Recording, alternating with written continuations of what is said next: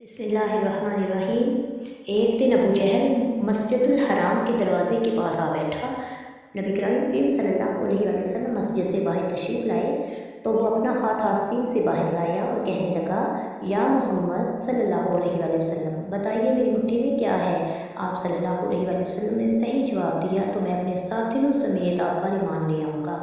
حضور صلی اللہ علیہ وآلہ وسلم نے فرمایا، تیرے ہاتھ میں ایک ڈبیا ہے جو ٹاٹ میں لپٹی ہوئی ہے۔ اس ڈبیا کے اندر 3 موتی ہیں اور ان میں سے ایک سوراخ شدہ ہے، دوسرا آدھا سوراخ شدہ اور تیسرا بغیر سوراخ کے ہے۔ اس ڈبیا میں ایک لال بھی ہے جس میں ایک سرخ کیڑا ہے اور کیڑے کے منہ میں سبز پتی ہے۔ ابو جہل کہنے لگا، یہ سب تو ٹھیک ہے لیکن سرخ کیڑے اور سبز پتی کا کیسے علم ہوا؟ آپ صلی اللہ علیہ وآلہ وسلم نے فرمایا کہ لال کو توڑ دو، معلوم ہو جائے گا۔ ابو جہل کہنے لگا کہ میں اس قیمتی لال کو کیسے توڑ دوں؟ ایک صحابی کہنے لگے، اپنے لال کی قیمت لگا کر اسے توڑ دو، اگر رسول اللہ کی بات معاذ اللہ درست نہ ہوئی تو قیمت میں ادا کروں گا۔ ابو جہل اس بات پر راضی ہو گیا۔ جب لال توڑا گیا تو سب نے دیکھا کہ اس میں چھوٹا سا سرخ کیڑا منہ میں سبز پتی لیے ہوئے موجود تھا۔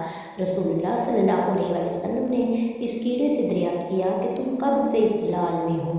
کیڑے نے پہلے آپ صلی اللہ علیہ وسلم کی خدمت میں سلام عرض کیا اور پھر کہا، مجھے معلوم نہیں لیکن اللہ تعالیٰ مجھے روزانہ 3 پتی عطا فرماتا ہے۔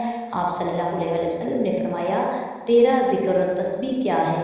کہنے لگا، خدا نے مجھے روزانہ 10 مرتبہ آپ صلی اللہ علیہ وآلہ وسلم پر درود بھیجنے کا حکم دیا ہے، جس کی برکت سے وہ مجھے روزی دیتا ہے۔ سبحان اللہ۔